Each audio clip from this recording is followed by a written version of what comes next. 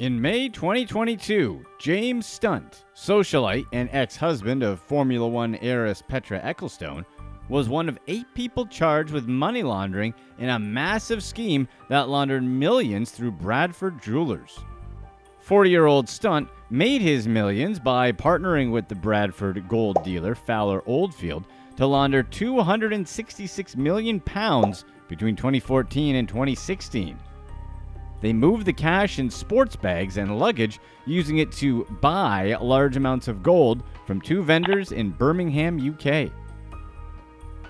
James Stunt did whatever he could in order to maintain and preserve his lavish lifestyle. Let's face it, if he actually had any real skill sets, he wouldn't have needed to resort to scamming. And if scamming, large-scale money laundering, or tax evasion isn't exactly your thing, then our friends at Skillshare can help. They're today's sponsor for this video, and they can help teach you real-world and practical skills. They offer hundreds of online classes in fields such as animation, film, writing, photography, and much more. Whether you're looking to make more money from some new skills, be able to work free wherever you want, whenever you want, or become indispensable at your current job, Skillshare arms you with all the education you need to upgrade your life. A couple of us here at Pablito's Way even enrolled in some classes ourselves. I particularly enjoyed one of the advanced video editing classes that Skillshare offers. This particular class was in video format and broken into 15 different lessons, which made it easy to do from home or on the go via phone or tablet. The lessons themselves were thorough, engaging, and easy to digest. In the end, I was able to pick up a number of invaluable skills that helped streamline our editing process and improve the overall look and feel of the channel. So, if you want to learn from the best, join Skillshare's growing community of creatives and innovators and start investing in your personal growth. The first 1,000 people to sign up through our link in the description will get a 1-month free trial of Skillshare so you can start exploring your creativity today. Let's get back to the video, because they were moving so much money. The staff at their bank grew suspicious and alerted the police, who quickly launched an investigation.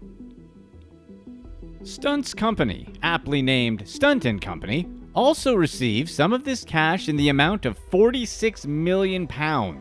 Conveniently, one of Fowler Oldfield's directors became a vice president at Stunt & Company and made the scheme go national. Stunt & Company is classified as a gold bullion business, which means it purchased and sold gold from its reserves for a profit.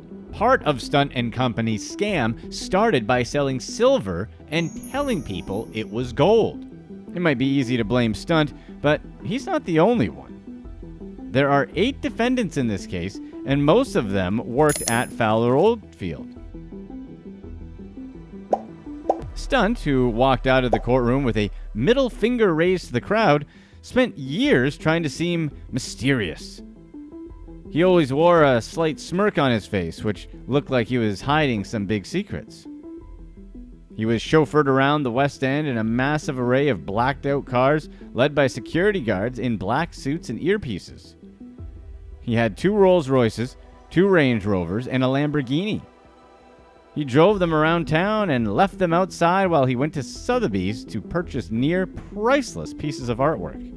He had some quirky habits as well. Stunt always carries an Evian water bottle containing water, lemon, cayenne pepper, and maple syrup. Someone asked why he always brings his own water. He said it was because someone might poison him. He wears pale foundation, mascara, and lip gloss, which he continued to don in his court proceedings, paired with a shiny suit. Part of his mystery came from the fact that he became a multi-billionaire in his mid-30s, and no one knew where all of this money came from. Stunt tried to come off as a James Bond-style classy businessman, but that doesn't line up with his behavior behind closed doors. Stunt's trial for money laundering was scheduled just after the demise of his marriage to billionaire heiress Petra ECCLESTONE. ECCLESTONE was born in Westminster, London, England, as the youngest daughter of the English Formula One billionaire Bernie ECCLESTONE. Bernie is the former chief executive of the Formula One Group, which manages Formula One racing and partially owns Delta Topco. Bernie was responsible for selling television rights for Formula One racing and managing the Formula One Grand Prix, both of which earned him a fortune. He quickly became one of the wealthiest men in the UK with a net worth of $3.3 billion. At 14, Ecclestone contracted viral meningitis, an internal virus that can cause fever, headache, nausea, vomiting, lack of appetite, fatigue, irritability, and much more. The symptoms can get quite severe. Ecclestone was hospitalized for the illness and apparently came close to passing away. She says the experience completely changed her life. She became a self-proclaimed health freak and a hypochondriac after recovering. She later became an ambassador for the Meningitis Trust. Ecclestone grew into a successful woman in her own right, apart from her father's massive fortune. At 19 years old, she leveraged her presence in the public eye to create a menswear brand called Form, which is sold in the popular UK retail store Harrods. However, the company shut down after just 14 months of operation. In 2009, she signed a contract with Croatian clothing company Sissia. In 2011, she released a line of accessories under the brand name Stark, including handbags with 24-karat gold detailing. Ecclestone has a net worth of $400 million. In 2006, Ecclestone went on a blind date with STUNT. They claimed it was a case of opposites attract, while friends and family predicted that their differences were too great for it to ever work out. He liked to live in mystery. Meanwhile, she was very public. His weight was always fluctuating. She was a health nut with a rigorous workout and diet routine. He allegedly battled addiction and chain-smoked cigarettes. She was sober. The one thing they had in common, though, was that they loved to flaunt their wealth. 5 years later, they got married. To no one's surprise, they had an extravagant $12 million wedding fit for a billionaire businessman and a millionaire heiress. Then, 22-year-old Ecclestone wore a Vera Wang wedding dress worth 80,000 pounds. She arrived at the wedding in a vintage Rolls-Royce driven by F1 driver John Alesi. She began her journey 30 miles away in Rome in a white Rolls-Royce Phantom and switched cars before arriving. They had a religious ceremony and flew in several members of the Royal Philharmonic Orchestra to harmonize the nuptials. Several celebrities were in attendance, including Paris and Nikki Hilton, the Duchess of York, and her daughters. The lavish ceremony was held at the spectacular 15th century Odescalchi Castle in Italy, the same place where Tom Cruise and Katie Holmes got married years before. The following reception was full of toasts with vintage Cristal champagne, acrobatic shows, and fireworks. Andrea Bocelli serenaded them with his romantic hits Time to Say Goodbye, Somos Novios, and Can't Help Falling in Love. Eric Clapton sang to them for their first dance as man and wife. The Black Eyed Peas performed afterwards for a lofty fee of $1.5 million. The night concluded with another breathtaking fireworks show. The same year, they purchased the Manor Mansion, one of Los Angeles' biggest private homes. Also known as the Spelling Mansion, it was built in 1988 for television producer Aaron Spelling and his wife Candy. The exterior is made of imported limestones, and the interior is adorned with European fixtures and artwork. The manor is a French-style chateau mansion with over 100 rooms, including 27 bathrooms and 14 bedrooms. At 56,500 square feet on 5 acres of land, it's bigger than the White House. There are koi ponds, a wine cellar, a citrus orchard, a bowling alley, multiple pools, and a barber shop. When it was first built, it included a screening room, gift wrapping room, flower cutting room, a tennis court, and an ice rink. It even had a room for Candy's prized doll collection and an entire wing dedicated to her wardrobe. There are 16 carports and a driveway that can hold over 100 vehicles. In 2006, Aaron passed away at home. In 2011, the widowed Candy put it on the market with an asking price of $150 million. Ecclestone bought it for $85 million, then did $20 million worth of upgrades. She removed chandeliers, wall lights, and fireplace mantles. It took a team of 500 workers 9 weeks to install her new furnishings. But the happy couple's relationship took a turn in the new home. Ecclestone realized Stunt's unhealthy spending habits and frequent violent rages. He spent more than £800,000 on Lamborghinis during their marriage. Many of his purchases were made with her money. In 2016, Ecclestone decided to sell the home for an astonishing $200 million.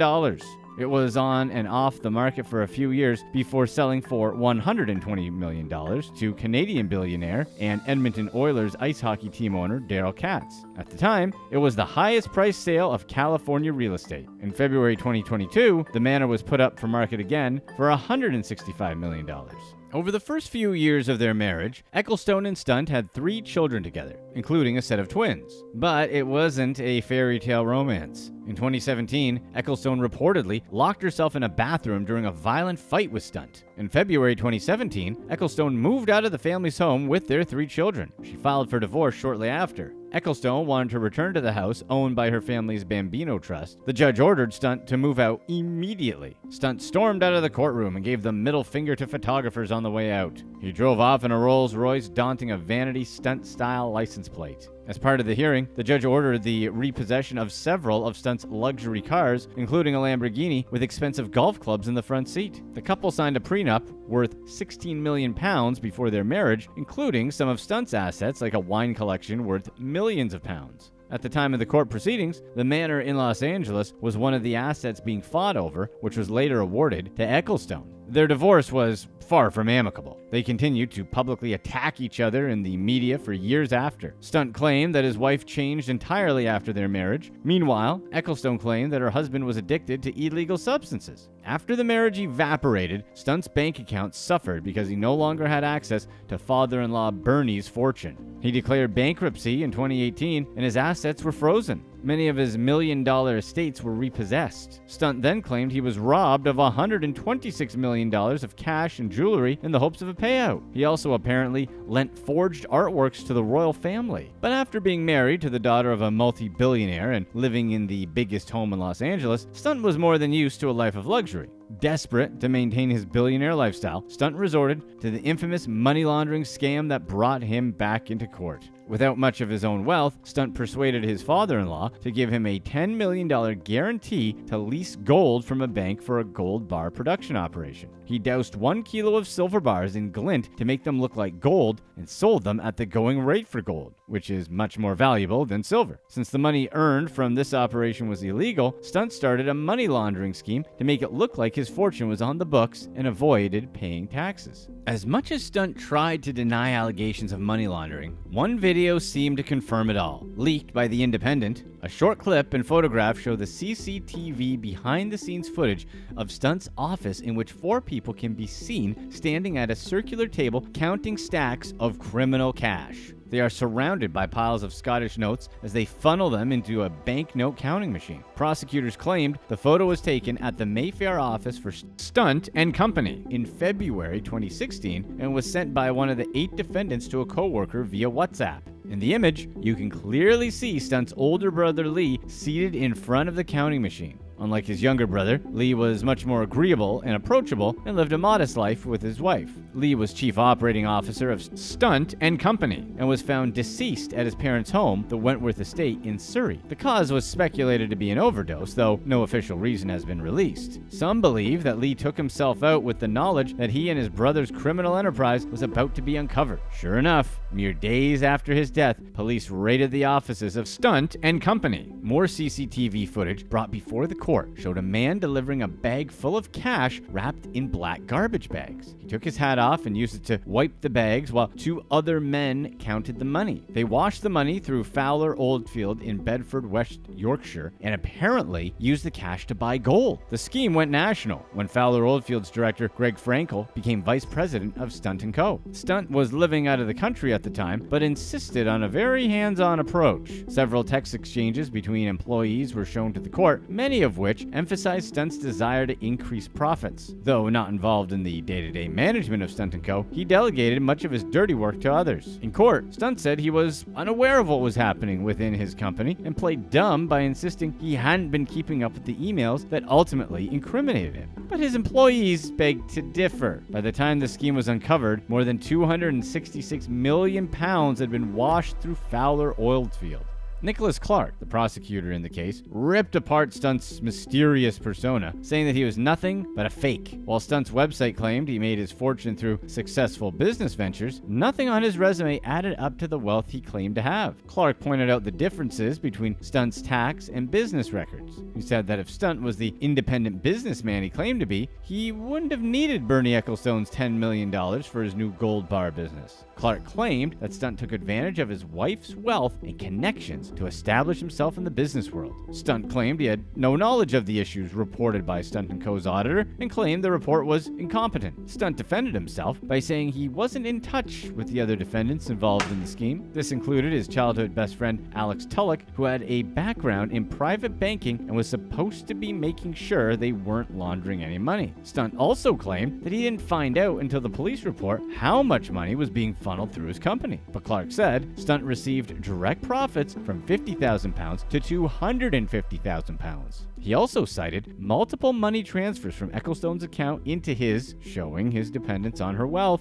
Stunt wrote checks and made charitable payments in massive amounts. Clearly, he didn't know how to live modestly. Clark also made allegations against Fowler Oldfield's accountant, Heidi Buckler, who knew of the large amounts of cash being delivered to Stunt's office. Several emails and messages were revealed that she was falsifying transactions to make the cash profits align with the weight of the gold, ensuring the money was laundered correctly. Clark made more claims against another defendant, Harun Rashid, who was seen in CCTV footage delivering bags of cash to Stunt's office. He was listed as the director of Rashid Jewelers Limited, which had no apparent shop or workshop. Clark told the jury that Stunt & Co. was wiping down surfaces long before the pandemic, when there was only one reason to do so. Stunt claimed to take a very hands-off approach to the business, but text and email exchanges prove otherwise. 5 of the 8 defendants in the case, Greg Frankel, Daniel Rawson, Paul Miller, Heidi Buckler, and Harun Rashid, said the prosecution couldn't prove that the cash was criminal property. The other 3 defendants, James Stunt, Alexander Tulloch, and Francesca Soda, said they didn't know whether the cash was illegal. All 8 denied charges of money laundering. During the highly publicized divorce proceedings between Stunt and ECCLESTONE, Stunt insulted her entire family, including her wealthy father. He mouthed curse words and made a gun gesture towards Bernie, and even tried to punch him. Shortly after Lee's passing, Stunt's behavior took a turn for the worse. He behaved erratically inside and outside the courtroom and was incredibly violent and abusive towards his wife. Bernie told the media that Stunt once tried to take his life.